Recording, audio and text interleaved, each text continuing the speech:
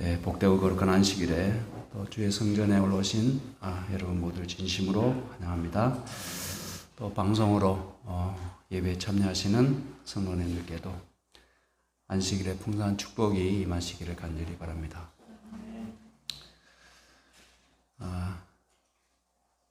오늘 함께 나눌 말씀은 신명기 15장이 되겠습니다. 신명기 15장을 펴시고 우리가 함께 공부하는 그러한 마음으로 이 시간 은혜를 또 교훈을 발견하시게 되셨으면 좋겠습니다. 여러분들 면제년 들어보셨습니까? 면제년. 같은 말이 다른 말로 무엇인가요? 안식년이죠. 그래서 우리 한국에서 사용하는 면제라는 그런 단어는 군면제, 가장 듣기 좋은 말이 군면제인 것 같은데요. 면제년에 대한 규정을 함께 살펴보겠습니다. 1절부터 6절에 있는 말씀은 면제에 대한 규례인데 특별히 빚에 대한 빚을 갚아야 하는 사람과 또 빚을 받아야 하는 사람 사이에 하나님께서 주신 규례가 되겠습니다. 매 7년 끝에 면제하라. 안식년이 매 7년마다 돌아왔으니까요. 매 7년 끝에 면제하라. 면제의 규례는 이러하니라. 무릇 그 이웃에게 구워준 채주는 그것을 면제하고 그 이웃에게나 그 형제에게 독촉하지 말지니 이 해는 여호와의 면제년이라 칭함이니라. 그러나 이방인에게는 너가 독촉하려니와 너의 형제에게 꾸인 것은 너의 손에서 면제하라. 그런데 이 말씀을 어떻게 이해하십니까? 안식년이 되면 그 전에 빌렸던 모든 빚을 탕감해 주라는 말씀인가요? 아니면 그 면제년에만 빚을 독촉하지 말라는 말인가요? 6년째 혹은 3년째 이렇게 빚을 졌잖아요. 근데 7년째 안식년이 되게 되면, 면제년이 되면, 그때 되면 그 앞에 있었던 모든 빚을 다 청산해 주라는 뜻입니까? 아니면 안식년에 빚에 대해서 독촉하지 말고 그 해는 빚에 대한 어떤 상환을 유예해 주라는 뜻인가요? 예? 저는 탕감해 준 것 같습니까?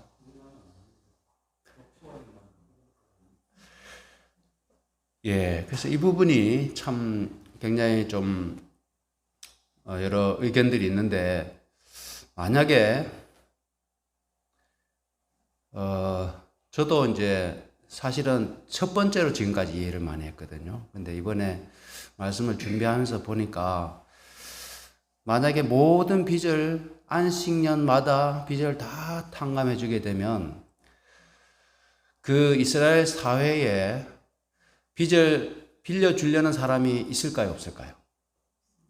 그걸 이용해 가지고 6년째 빚을 빌려가지고는 7년째 되면 다 그냥 없어지고 또 이자도 받지 말라 했으니까 이자도 한 푼 받지 못하고 누구만 손해입니까? 빌려준 사람만 손해잖아요. 그러면 그것이 그 사회의 질서를 유지하는 데 도움이 될까? 우리 한국 사회에 지난번에 이제 최저임금을 갑작스럽게 이제 많이 올렸던 적이 있지 않습니까? 문재인 정부 때. 그것이 아르바이트 하든지 아니면 최저임금을 받고 일하는 노동자들한테 위하여 그러한 정책을 도입했지만은 막상 도입하고 보니까 부작용이 생기잖아요. 자영업자들이 최저임금을 10,000원 이상을 주고 쓰려고 하니 남는 게 있어요, 없어요? 장사하는데 남는 게 없지 않습니까? 그러다 보니까 아르바이트생을 쓰지 않고 대신에 뭘 씁니까? 로봇 갖다 놓고 그 다음에 자기가 직접 주문하는 거 갖다 놓고 이래 하다 보니까 일자리가 점점 더 없어지게 된 겁니다. 실업자가 더 양산이 되고 굉장한 정책의 그런 부작용이 나타났는데, 이것도 만약에 제 7년의 빚을 무조건 다 탕감해 주라고 한다고 하면 누가 돈을 빌려주겠으며, 또 그 피해가 고스란히 있는 사람한테 돌아가게 되는데, 이것이 과연 사회 정의를 이루는 일일까? 그렇지 않다고 하는 것입니다. 그래서 두 의견 가운데 저는 후자라고 생각하고, 여기 주석에도 보니까 안식년에만 면제해 주라, 안식년에 빚을 독촉하지 말라, 이런 의미가 가장 합리적이고 또 그렇게 되어야만 된다고 생각이 됩니다. 왜 그런가 하면 안식년에는 토지를 경작하지 않기 때문에 소득이 발생합니까, 안 합니까? 발생하지 않잖아요. 수입이 없지 않습니까? 그런 상태에서 빚을 갚을 능력이 당연히 없겠죠. 그래서 이런 뜻을 조금 이해하면 좋을 것 같고, 또 성경에는 빚에 대해서 어떤 입장입니까? 여기 보면은 그냥 이 말씀을 우리가 전에 이해했던 대로 이해하게 되면 빚을 권장하는 사회가 되잖아요. 빚을. 누구나 빚을 빌리기만 하면 이건 땡 잡은 겁니다. 언제까지만 참으면 돼요? 안식년까지만 참으면 돼요. 그럼 누구나 자꾸 이렇게 일어나지 않고 자기 스스로 소득을 이렇게 부자가 되지 않고 그냥 빌리기만 하면 되니까 오히려 사회가 굉장히 더 나빠지는 그런 사회가 될 수 있게 되는 것이겠죠. 그래서 면제의 규례에 허락된 복입니다. 너가 만일 너의 하나님 여호와의 말씀만 듣고 내가 오늘날 너에게 명하는 그 명령을 다 지켜 행하면, 즉 안식년에, 면제년에 그 채무자에게 빚을 독촉하지 않고 1년 동안 이렇게 참아주면 하나님께서 너에게 정령 복을 주시겠다라고 말씀하시고, 여러 나라에 꾸어줄지라도 너는 꾸지 아니하겠고 너가 여러 나라를 치리할지라도 너는 치리함을 받지 아니하리라, 이렇게 말씀하셨습니다. 요즘 우리나라가 참 빚을 권하는 사회가 되었습니다. 빚을 겁을 내지 않는 나라가 됐어요. 사실은 빚을 뭐 보듯이 피하는 게 좋은가 하면 정말 벌레 보듯이, 아니면 어떻게 표현하면 좋을까요? 문둥병을 이렇게 대하듯이 그렇게 멀리 하는 것이 정상적인 것 같은데, 우리나라 사회가 빚을 굉장히 권하는 사회로 변모되고 있습니다. 그래서 신용카드도 다 뭐예요? 사실은 빚이잖아요. 신용카드가 다 빚입니다. 할부, 월부, 대출, 영끌. 여러분들 영끌 아세요? 진영숙 성도님 영끌 아십니까? 이게 신조어인데, 영혼까지 끌어다가 거기다 영혼까지 끌어다가 빚으로 부동산을 사고 집을 사고 이렇게 하는 사람들을 영끌족이라고 합니다. 영끌족. 이러한 것들이 참 우리 사회에 어떻게 보면 이제는 거의 비정상적인 그런 제도가 아니라 너무나 당연하고 누구나 하는 것처럼 그렇게 되어버렸습니다. 그렇죠? 미국도 보니까 다 할부 인생이에요. 할부. 자동차를 살 때도 집을 살 때도 다 할부입니다. TV, 전자제품 살 때도 그냥 일시불로 사는 사람들이 거의 없습니다. 그래서 미국의 자본주의가 한국에 들어왔기 때문에, 그래도 한국에는 예전에 저축을 많이 하고 최대한 빚을 멀리하는 그런 사회였는데, 지금은 우리나라도 상당히 빚을 많이 떠안고 있습니다. 여기에 1,130조 5천억이 나오는데 이게 뭘까요? 1,130조. 여러분들 조가 얼마나 큰 돈인지 아시겠죠? 우리나라 1년 예산이 한 600조밖에 안 됩니다. 600조. 1000조도 안 돼요. 근데 1,130조. 이게 가계 부채입니다. 우리나라. 그러니까 우리 일반 가정에서 떠안고 있는 빚의 금액이 1,130조 5천억입니다. 엄청난 금액입니다. 그래서 이 가계 부채가 이제 상환 능력이 없어지고 그다음에 신용 불량자가 발생하면 이렇게 되면 이게 시한폭탄이라 그래요. 한국 경제에 어떻게 보면 이제 이게 터져버리면은 엄청난 경제적 그런 충격을 줄 것이다 이렇게 합니다. 그래서 돈은 이 경제학자들이 이야기하기를 돈은 빚이다. 우리 이해가 잘 안 되죠. 돈이 어떻게 빚일 수 있는가? 신용카드만 빚인 줄 알았는데 돈도 빚이라고 하는 겁니다.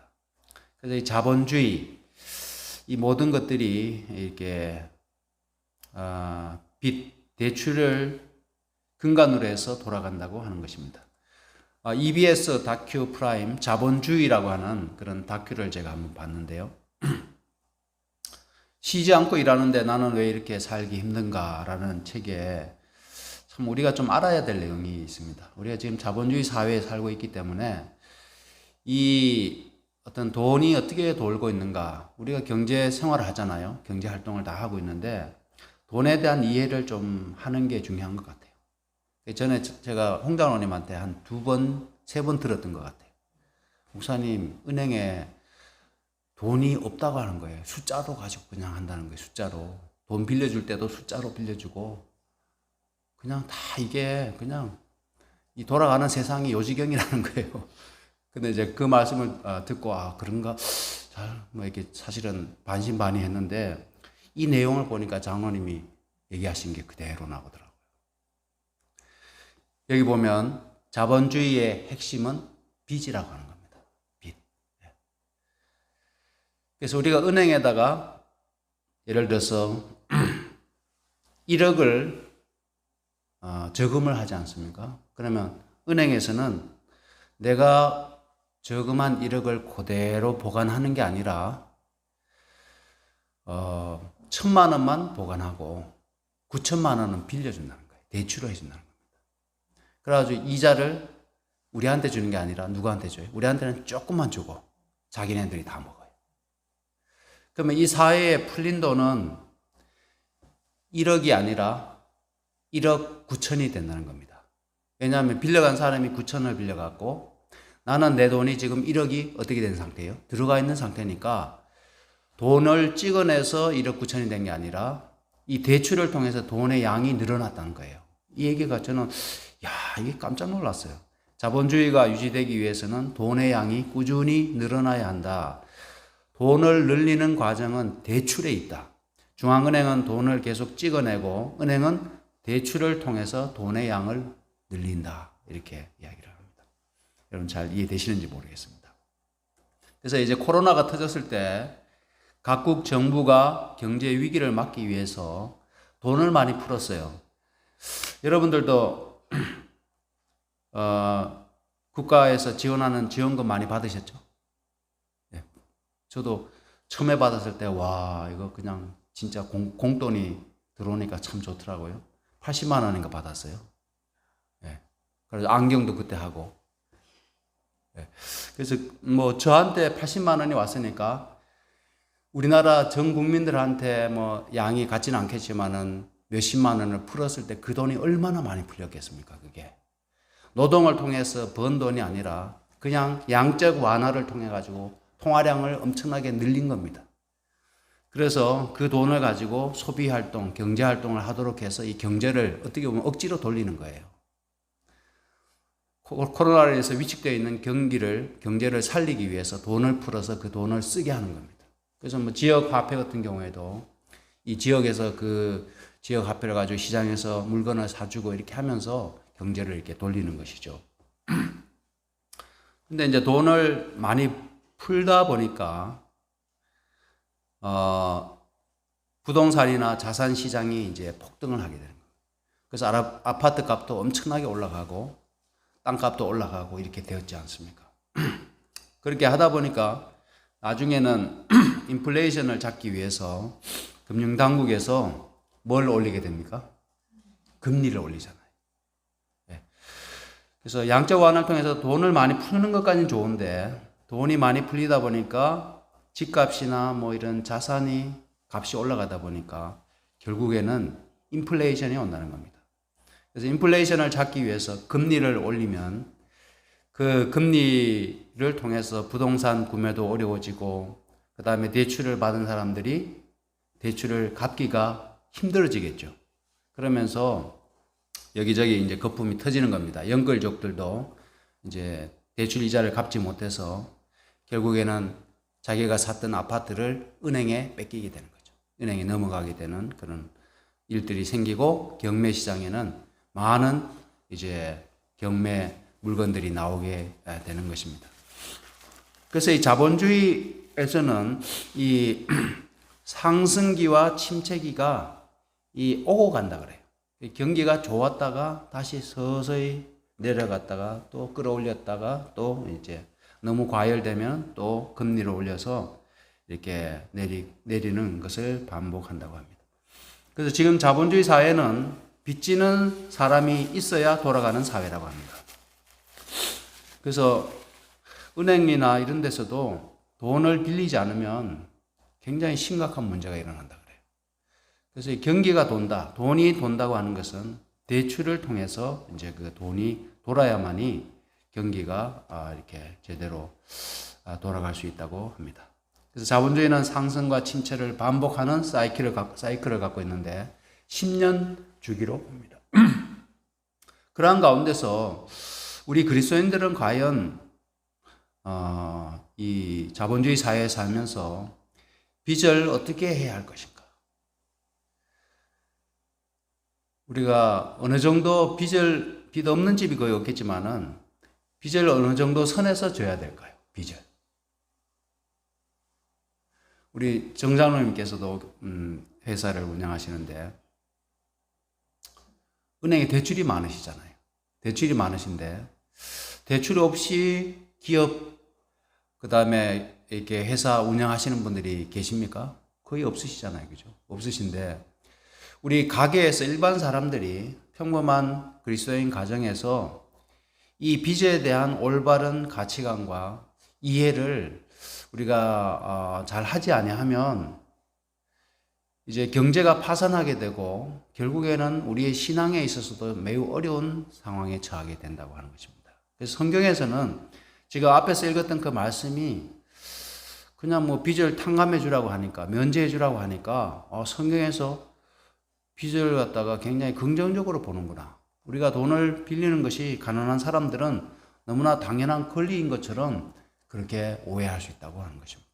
근데 성경은 말씀하기를 사랑의 빚 외에는 뭐 하지 말라고요?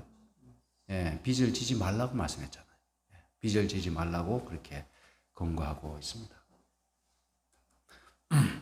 7절과 11절에 보시면 가난한 형제가 너와 함께 거하거든 그 가난한 형제에게 너의 마음을 강박히 하지 말며 너의 손을 움켜쥐지 말고 반드시 너의 손을 그에게 펴서 그 요구하는 대로 쓸 것을 넉넉히 구워주라. 우리가 우리 성읍에 내가 어떻게 보면 함께 살아가고 있는 어떤 공동체에 가난한 형제가 함께 거하거든 그 가난한 형제에 대하여 마음을 강팍해 하지 말라. 그리고 그에게 손을 펴서 요구하는 대로 쓸 것을 넉넉히 뭐 해주라고요? 빌려주라. 그것이 돈이든 물건이든 혹은 뭐 곡식이든 그렇죠? 도구든 빌려주라고 이렇게 말씀을 하시죠. 그래서 빈궁한 상태에서 요구하는 것입니다. 뭐 예를 들어서 보세요.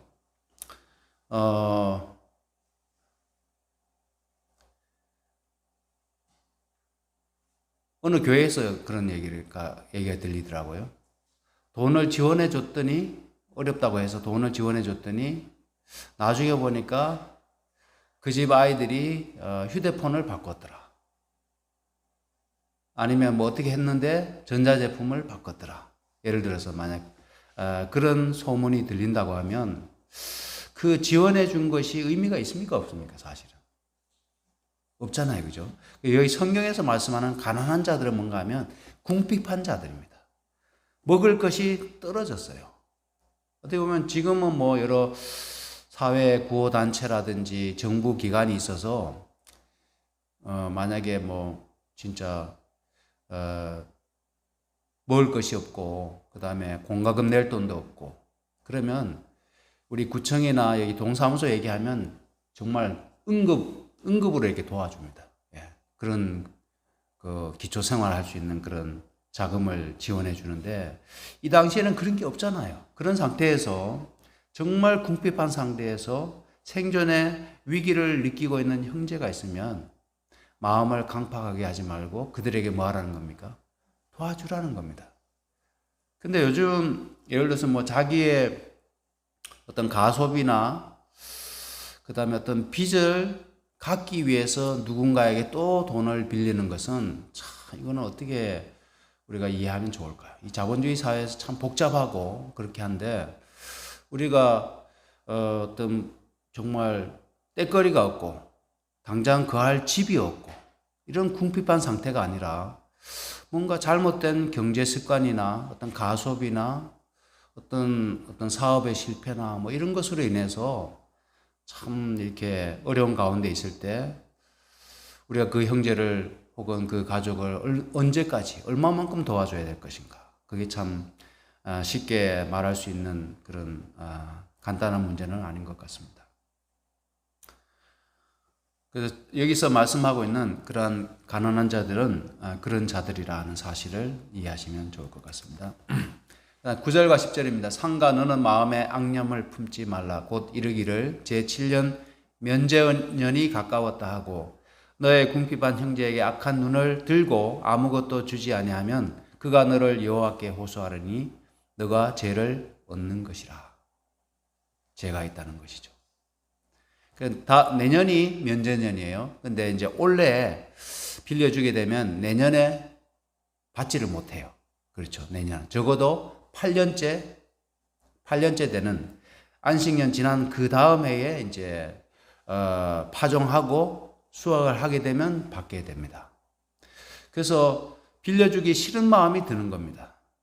그렇게 하지 말고 반드시 그에게 구제할 것이요 구제할 때는 아끼는 마음을 품지 말 것이니라. 이렇게 말씀했습니다. 그래서 이렇게 하게 되면 하나님께서 우리에게 아까 앞에서 보신 것처럼 복을 허락하셨습니다. 우리에게 남에게 구워줄지라도 남에게 빌리지 아니하겠고 또 남을 치리하되 너는 치리함을 받지 아니할 것이라. 그런 약속의 말씀을 주시면서 그들에게 악심을 품지 말라라고 말씀하십니다. 근데 아까 이방인들에게는 면제년에 받으라고 했습니까? 받지 말라고 했습니까? 이방인들에게는. 받으라고 했잖아요. 그거는 어떻게 이해하면 좋을까요? 이방인들에게. 형제한테는 받지 말고 이방인들에게는 빌려준 거를 안식년에 면제년에 받으라고 했거든요. 왜 그와 같은 규정이 있을까요? 이방인들은 하나님과의 언약 관계가 없기 때문에 율법이 없습니다. 율법의 적용을 받지 않습니다. 그들에게는 안식년이 있나요? 없나요? 안식년이 없어요. 그들은 안식년에도 그냥 농사를 짓고 수입이 있기 때문에 그들에게 받는 것은 문제가 됩니까? 안 됩니까? 문제가 안 되잖아요. 근데 안식년을 지키는 이 이스라엘 공동체 안에서는 안식년에 빚을 독촉하는 것은 굉장한 어려움이 되기 때문에 하나님께서 그런 규정의 말씀을 주셨습니다. 자, 이런 말씀을 볼 때 참 하나님께서 굉장히 다정다감하시고 이 세상에 살아가는 믿음의 어떤 이 공동체 안에 부자와 빈자 사이에 어떤 이 관계나 갈등에 대해서 또 그 어떤 사회가 조화롭게 매우 정의롭게 돌아가도록 하는 데 있어서 관심이 참 많으시다. 하나님께서 외면치 아니하시고 가난한 자의 형편에 대해서 외면치 아니하시고 또 있는 자들에게 너그러운 마음을 품으라고 말씀하시면서 이렇게 하시는 겁니다. 이게 부모의 마음인 것 같습니다. 부모가 자식들이 여럿이 있는데 그 중에 잘 사는 자식이 있으면 어려운 자식을 도와주라고 이야기합니까? 안 합니까? 하잖아요. 너희들은 이만큼 사니까 누구네 좀 도와줘라. 그 집에 지금 애가 대학교 가야 되는데 좀 어떻게 좀 해줘라. 땅에는 언제든지 가난한 자가 그치지 아니하겠으므로 내가 너에게 명하여 이르노니 너는 반드시 너의 경내 너의 형제의 곤란한 자와 궁핍한 자에게 너의 손을 펼지니라. 하나님 나라, 하나님께서 통치하시는 가장 천국에 가까운 이상 사회의 기본적인 어떤 뭡니까? 기초 생활을 위한 그 누구도 너무 궁핍해서 굶어 죽는 사람이 있어서는 안 되겠다고 하는 것이고, 또 너무 궁핍해서 얼어 죽는 사람이나, 그렇죠? 그렇게 비참한 죽음을 죽는 단 한 명의 사회 구성원도 없기를 바라시는 하나님의 마음을 우리가 읽을 수 있습니다. 두 번째로는 히브리 종을 면제할 때입니다. 너의 동족 히브리 남자나 히브리 여자가 너에게 팔렸다 하자. 만일 6년을 너를 섬겼거든 제7년에 너는 그를 놓아 자유하게 할 것이요. 자유하게 할 때 빈손으로 가게 하지 말고 그에게 후히 줄지니 너의 하나님 여호와께서 너에게 복을 주신 대로 그에게 줄지니라. 이 말씀을 하세요. 종에게서 면제되었다, 해방되었다 할지라도 막상 그 주인 집에서 나왔을 때 그의 신분이 이제 종의 신분에서 해방되었지만은 그가 생계를 꾸려 나갈 형편이 됩니까? 안 됩니까? 종은 재산이 없잖아요. 아무리 자유인이 되었다 할지라도 당장 나가면 끼니조차 없는 겁니다. 그렇잖아요. 그러다 보니까 하나님께서 그를 자유케 할 때 빈손으로 가게 하지 말고 그에게 후히 좀 이렇게 챙겨서 보내라는 겁니다. 저는 이 말씀 가운데서도 참 하나님의 그 국률하심, 하나님의 자비, 하나님의 그 따뜻한 마음을 좀 읽을 수 있게 되는 것 같습니다. 우리에게 이러한 헤아림이 있다면 얼마나 좋을까요? 그렇죠? 예, 우리 교회나 우리 가정에서 우리 집안에서 참 어려운 사람들을 향하여 하나님께서 지금 우리에게 요청하시는 그러한 마음으로 형제를 바라본다면 그 형제가 요청하기도 전에 지금 이 종이 달라고 합니까? 이제 주인님 나가야 되는데 저에게 좀 먹을 걸 주십시오. 제발 보리 서말이라도 좀 주십시오. 이렇게 하지 않잖아요. 그 얘기를 하기 전에 주인이 이제 자기 집에서 6년을 섬겼잖아요. 그렇게 열심히 자기 집을 위해서 수고하고 애쓴 그 사람이 나갈 때 그의 손에다가 좀 후히 지어주라고 부탁을 하십니다. 그러면서 하시는 말씀이 너는 애굽 땅에서 종 되었던 것과 이들도 뭐였습니까? 사실은 종이었잖아요. 누구 은혜로 해방이 되었습니까? 하나님 은혜로 그들이 해방되지 않았습니까? 또 하나님께서 너를 속하셨음을 기억하라. 값을 주고 사셨다는 것이잖아요. 그래서 그것을 기억하면서 내가 오늘날 너희에게 명하는 이 말씀을 귀담아 들으라는 겁니다. 너희들도 예전에 힘들게 살지 않았느냐? 너희들 종살이 해보지 않았느냐? 그때를 기억하고 지금 너희 집에서 종살이 하다가 이제 나가는 그 종에게 잘 대해주라고 말씀을 하십니다. 마태복음 18장에 여러분 잘 아시는 그 예수님의 비유가 나오는데 왕에게 1만 달란트 빚진 자가 갚을 능력이 됩니까? 안 됩니까? 안 되잖아요. 그렇죠? 그래서 그 왕이 어떻게 됩니까? 그 엄청난 빚을 다 탕감해 줬어요. 근데 그 탕감 받았던 사람이 이제 나가다가 보니까 자기한테 100데나리온 빚을 진 사람을 만났어요. 정상적인 사람이라고 하면 자기한테 그 몇 푼 빚지지 않은 그 사람의 빚을 털어줘야 됩니까? 아니면 받아야 됩니까?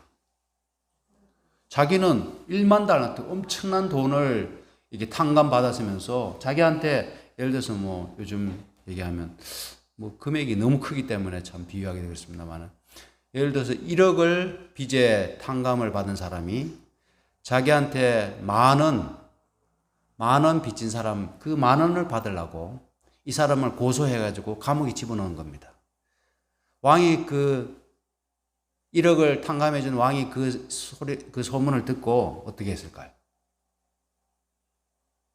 얼마나 괘씸하겠습니까? 그렇죠. 하나님의 마음이 그렇다는 겁니다. 그들이 예전에 애굽에서 종살이했고 하나님께서 특별한 강한 손과 편팔로 그들을 애굽에서 건져내어서 또 땅까지, 그죠? 약속의 땅까지 이렇게 허락하시면서 젖과 꿀이 흐르는 땅에 살도록 그렇게 하나님께서 은혜를 베푸셨는데 그 땅에서 자기가 이제 종을 부리는데 보니까 과거에 그 자신들의 종되었던 애굽에서의 그 모든 것을 잊어버리고 종을 막대하는 겁니다. 인색한 겁니다. 우리가 우리의 형제들을 대할 때 우리가 하나님으로부터 어떠한 사랑과 어떠한 용서를 받았는지를 늘 잊지 말아야 됩니다. 우리가 기억해야 됩니다. 나에게 혹 잘못한 사람이 있을 때 우리가 그것을 하나님께 어떤 은혜를 받았는지 어떤 용서를 받았는지를 우리가 기억한다면 이 말씀에 대하여 우리가 잘 이해하는 것이라고 생각이 됩니다. 16절 18절입니다. 종이 만일 너와 너의 집을 사랑함으로 너와 동거하기를 좋게 여겨 너에게 향하여 내가 주인을 떠나지 아니하겠노라 하거든. 아마 이 종은 주인을 잘 맞는 것 같아요. 주인이 좀 무섭고 엄한 주인이었으면 얼씨구나 좋다고 나갔겠죠. 그죠? 근데 이 주인이 너무 인자하고 너무 따뜻해서 그냥 해방되어서 자유인으로 나가는 것보다 그냥 이 집에서 영원히 주인과 함께 살고 싶은 마음이 있는 겁니다. 자기가 이 집에 들어올 때는 장가도 못 갔어요.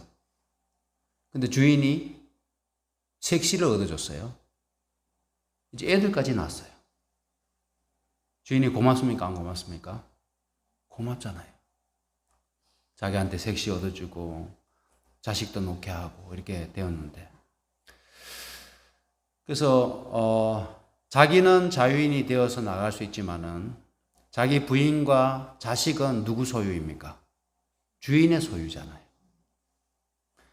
자기만 자유인이 되어서 나가는 것보다 내 부인과 내 처자식과 함께 이 주인을 위해서 봉사하면서 이렇게 살고 싶은 거예요.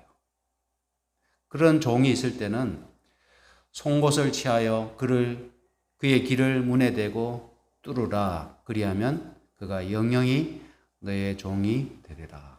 이렇게 말씀하셨습니다.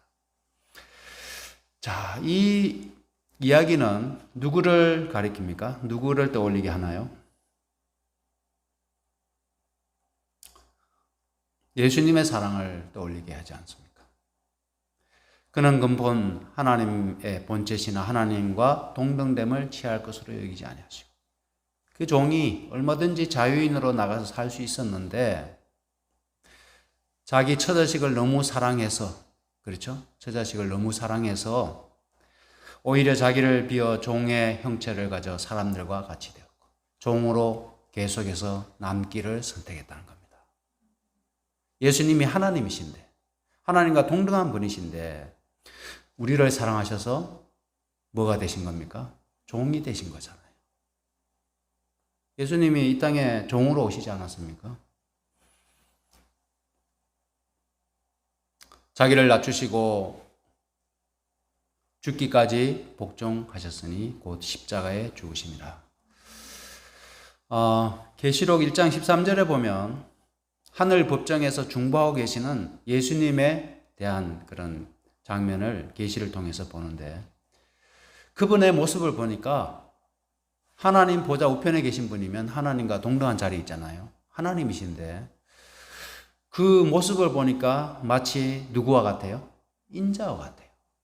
그 얘기는 영광을 받으시고 하늘로 가셨지만은 그분은 여전히 누구로 남았다는 뜻입니까? 인자로 남으셨다는 겁니다. 하늘에 계신 예수님이 인자와 같은 이로 표현되어 있다는 이 말씀이 사실은 엄청난 말씀이죠. 인간의 몸을 입으시고 이 땅에 오신 것만 해도 정말 엄청난 일인데, 인간을 위한 모든 대속의 그 제물이 되시고 인간의 모든 죄를 그분이 대신 갚으신 이후에도 여전히 인자와 같은 그런 모습으로 남으셨다는 뜻입니다. 하나님으로 돌아가시지 않았다는 얘기죠. 만약 돌아가셨다면 아마 그 예수님의 희생이 뭐 잠깐 보좌에서 내려와서 잠깐 인간이 되셨다가 다시 보좌에 복귀하는 거, 여러분 어떻게 보면 할 수도 있겠다. 그렇죠? 그렇게 생각할 수도 있겠지만은 영원히 우리의 모습을 취하시고 또 우리 중에 거하시겠다고 하시는 그 예수님의 희생과 사랑은 정말 놀라운 사랑입니다. 한량없는 사랑이죠.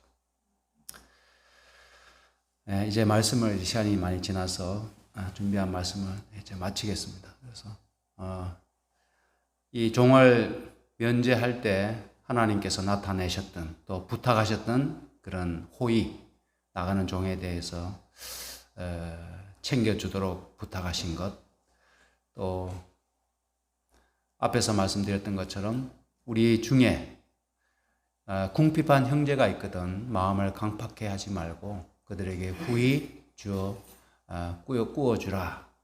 하나님께서 갚으시겠다. 만약 그들이 갚지 못하면 그가 우리에게 빚진 게 아니라 하나님이 우리에게 빚을 지셨다. 그런 말씀이 있잖아요. 그죠? 가난한 자가 갚을 능력이 있어서 갚으면 갚는 것이지만 그들이 혹 갚을 능력이 되지 못했을 때 우리 하나님께서 그 빚을 대신 떠안으시겠다고 말씀하셨지 않습니까?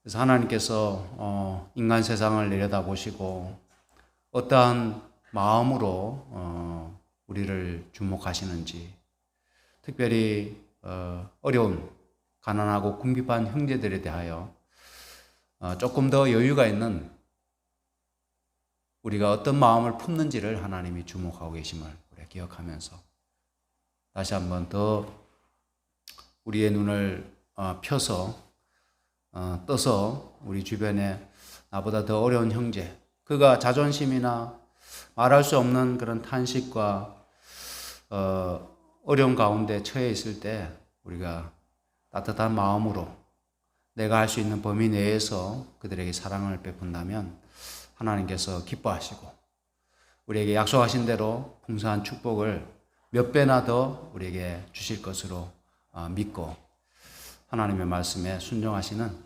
여러분과 또 제가 되기를 간절히 바라면서 말씀을 마치겠습니다.